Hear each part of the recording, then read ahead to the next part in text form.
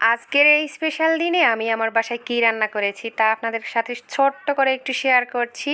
সবাই হয়তো অনেক অনেক আয়োজন করবে, আমি কিন্তু অল্প একটু আয়োজন, তাই আমি আপনাদের সাথে ছোট্ট করে শেয়ার করার চেষ্টা করছি। ইলিশ মাছটাকে আগে কেটে কুটে লবণ হলুদ মরিচ রেখে দিয়েছি, এখন এক এক করে ভেজে নিচ্ছি মাছগুলো।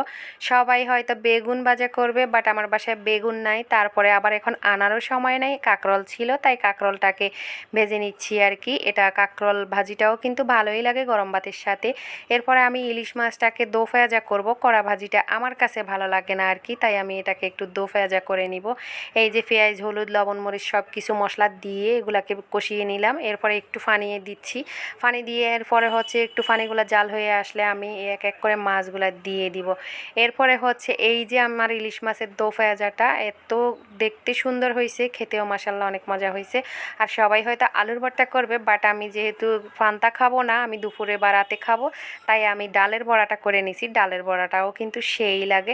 আমার ছোট্ট আয়োজন আর কি এটা, সবাই হয়তো অনেক অনেক আয়োজন করেছে। আর এই অবশেষে হচ্ছে আমার ফাইনাল লুক সব রান্নাবান্নার। আর আমার ভিডিওটি কেমন হয়েছে একটু সবাই কমেন্টে জানাবেন। আর আপনারা কে কোথায় ঘুরতে গেছেন তাও একটু কমেন্টে জানাবেন।